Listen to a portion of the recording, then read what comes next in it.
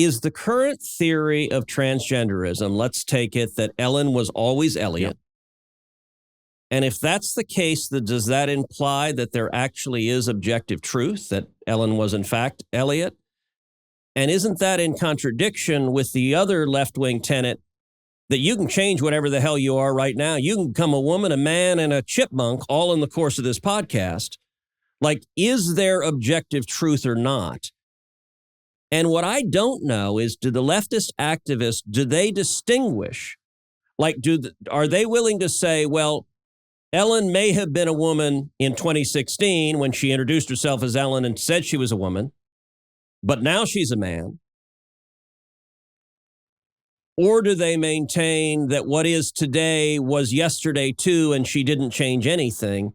And how do you tell the difference? Is there like a guide? Some people say they changed and some didn't. Like, what is the reasoning behind this?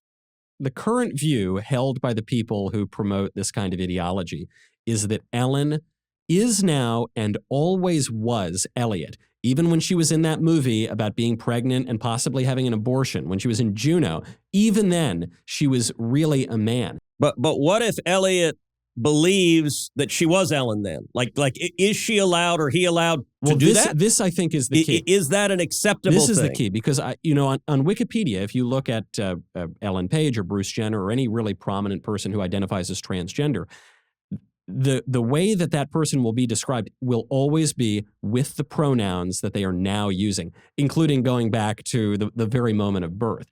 But your question is such an important one, because you're saying, well, what decides if Ellen wakes up tomorrow and says, "Oh, I'm Ellen again. I'm a she again," and people have done that plenty of times?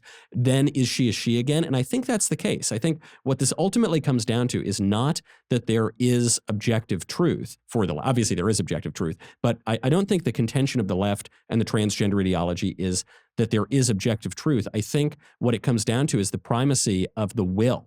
Whatever Ellen says is true, even if what Ellen says contradicts what Ellen said yesterday. And so politics devolves from a reasoned debate that you constantly hear conservatives and old school liberals lamenting the loss of reasoned civil dialogue. Well, that has to go away if politics really only comes down to my will versus your will and my interest versus your interest. Well, then we can't talk to each other. Then we really can't even communicate. It's just all a bunch of sounds and pronouns and new noises that don't really have any coherence to them. Well, unless they're connected to force, and you will be fired, you will be silenced, you will be blocked, you will be canceled if you don't comply with what I demand.